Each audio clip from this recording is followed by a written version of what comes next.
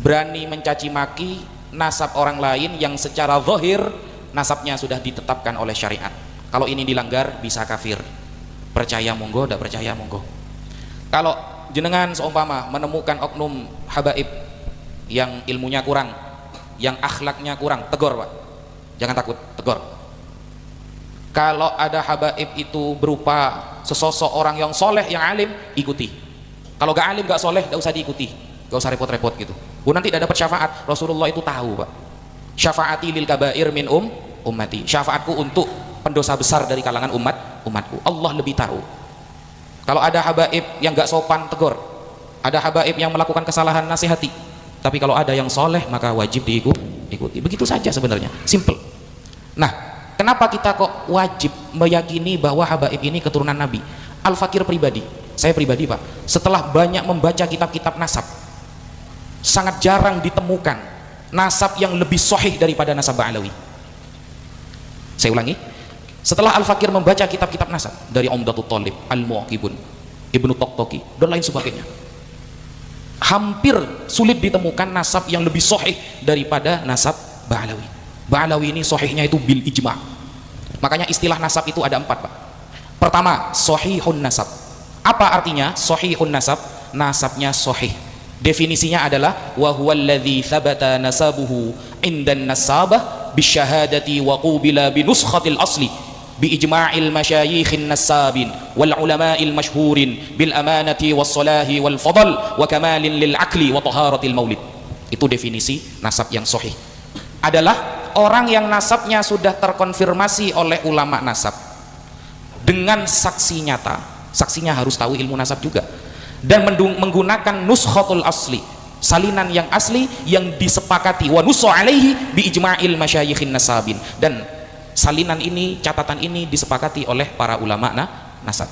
Nasabah, bukan nasabah BRI BNI ini Pak ya, nasabah ahli nasab artinya ya, takut sampai pikirannya angsuran soalnya biasanya Pak ya. Allahu Akbar, aduh besok jatuh tempo kan gitu kalau kita kan.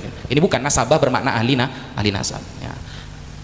Wal ulama'il masyhurin, bukan hanya ulama ahli nasab, tapi juga diakui oleh ulama yang masyhur bil amanati, dengan amanahnya, wassolahi dan kesolehannya, wal fadli dan keutamaannya, wa kamalil akli dan kesempurnaan ilmunya, wa taharatil maulid dan suci lahiriahnya. Ini nasab Ba'alawi. Di bawahnya sedikit ada yang namanya makbulun nasab, nasab yang masih diterima. Apa itu? Ma thabata nasabuhu inda ba'din nasabin wa ankarahu akhar fasara makbulan min jihati syahidaini adlaini.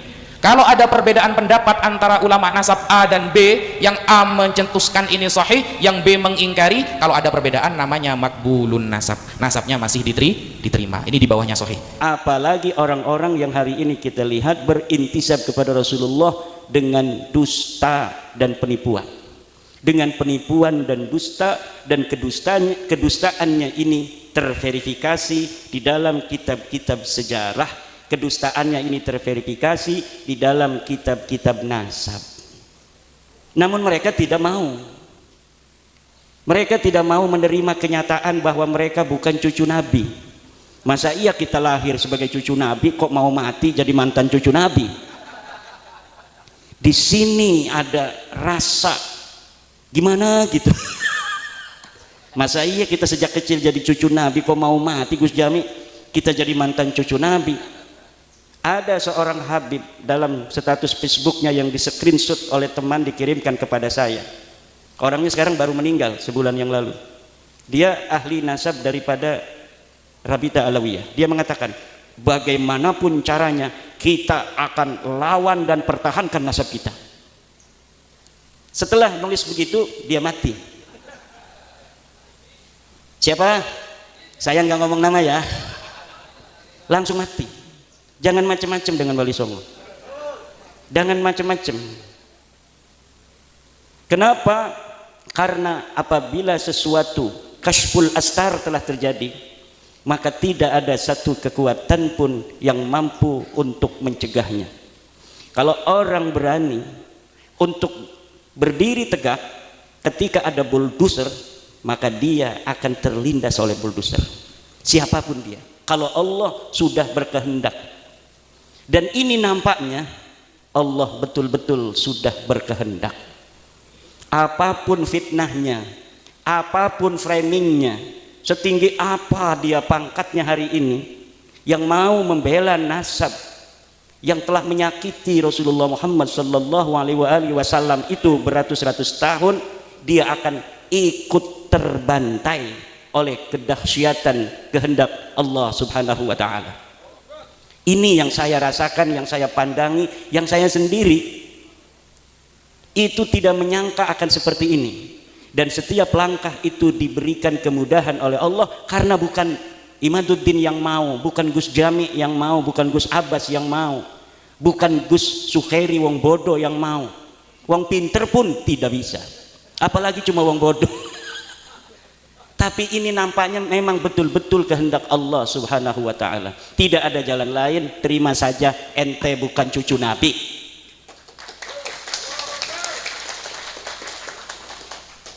Terima saja. Kalau tidak terima, bahaya. Bahaya. Secara ilmu nasab sudah terbukti. Mereka menisbatkan diri kepada Ahmad bin Isa yang ada di abad ketiga, keempat. Menurut versinya mereka keempat. Menurut versi saya sebenarnya beliau hidup di abad ketiga. Tetapi menurut Ba'alwi dia wafat 345 Hijriah. Menurut yang saya baca, tahun 243 beliau sudah berumur 20 tahun ada di Madinah Al-Munawwarah. Berarti ketika wafat 345 ini orang yang bernama Sayyid Ahmad bin Isa sudah berumur 131 tahun. Dan itu walaupun mumkinat indallah, tetapi nadirul wujud. Itu masuknya kepada syad mukhaliful qiyas wal isti'mal itu. Orang berumur 130 tahun, kemudian dia berhijrah 317 Hijriah pada umur 100 tahunan. Ngapain dia berhijrah dari Basra umur 100 tahun? Bentar lagi mau mati. Orang-orang yang suka merantau juga kalau udah kerasa tua umur 60 tahun banyak yang pulang tuh kalau orang Banten. Orang Banten itu orang yang rantaunya rantau palsu. Dia ke Jakarta tuh sampai tua, kalau mau mati kerasa pulang dia. Nggak kuat, nggak kayak orang Padang, nggak kayak orang Wonogiri. Orang Wonogiri ada di kampung saya itu, sampai meninggal beliau di situ kuat. Tapi orang Banten itu memang begitu. Dia ke Palembang tuh, banyaknya ke Palembang, ke Jakarta. Tapi kalau udah umur 60-70 tahun dia pulang, nyari-nyari makam yang masih kosong. Pengen dimakamin di kampung.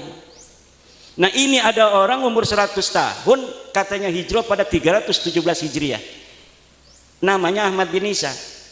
Pak, itu bukan Ahmad bin Isa yang punya ayah Muhammad An-Nakib, Pak. Itu bukan kakek kamu mah ini namanya Ubaid bin Isa bin Alwi bin Muhammad bin Himham bin Aon. Itu kakek kamu. Bukan Ahmad bin Isa yang cucunya Nabi Muhammad sallallahu alaihi wasallam. Ini kitabnya ada Tuhfatuz Zaman. Ini ada kitabnya Al-Ansab Al-Ahdaliyah. Karena mereka dengan Bani Ahdal itu sepupu, kakeknya satu. Masa kita sepupu satu kakek dari garis ayah? Dari kakeknya ini ke barat, ini ke timur? Nggak mungkin. Lalu kalau masih mengelak dari sisi ilmu nasab, dari ilmu sejarah, tes DNA sekarang memverifikasi bahwa memang mereka bukan keturunan Arab, mereka orang Ajam. Ba'lawi ini orang Ajam, wajahnya mirip kayak orang Arab, setitik doang mirip, kedeleng bener-bener baca selawat malah Arab, kedeleng deke kayak orang Arab. Bukan, mereka bukan orang Arab dan mereka bukan keturunan dari baginda kita Nabi besar Muhammad sallallahu alaihi wasallam. Nah teman-teman yang dimuliakan oleh Allah Subhanahu wa taala, jadi itulah ya penjelasan dari Kiai Imadul Al-Bantani mengenai nasab para kabib-kabib Ba'lawi. Di sini di video pertama tadi teman-teman ya, yang katanya Gus Wafi nasab yang paling sahih di antara keturunan Rasulullah sallallahu alaihi wasallam adalah dari klan Ba'lawi. Pret. Bohong teman-teman ya. Dalam segi tes DNA saja teman-teman, DNA-nya saja tidak seperti DNA Rasulullah, yaitu DNA J1. Apalagi teman-teman mengenai yang mereka itu ngaku-ngaku sebagai cucu Rasulullah.